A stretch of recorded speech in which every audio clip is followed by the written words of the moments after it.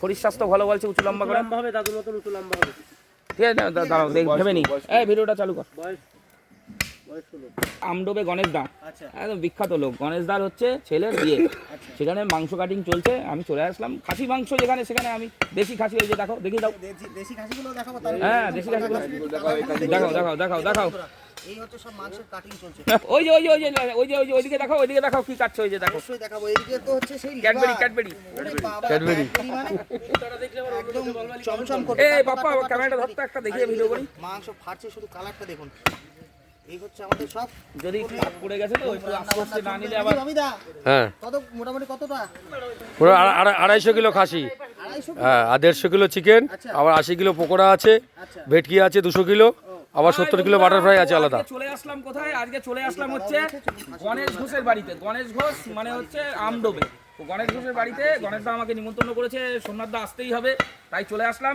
এই যে দেখুন দেশি খাসি, একদম পিওর দেশি, কোনো কথা হবে না। এটা হচ্ছে কি খাসি? ঘাস খাওয়া খাসি আর কাঁঠাল পাতা, ঠিক আছে, ঘাস আর কাঁঠাল পাতা খাওয়া খাসি।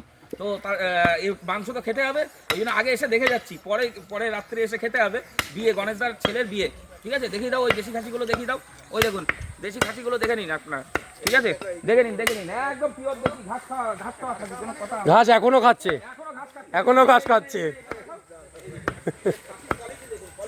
ঘাস এখনো খাচ্ছে তো খাচ্ছে না, এখনো খাচ্ছে। তো এ নিয়ে কোনো কথা হবে না।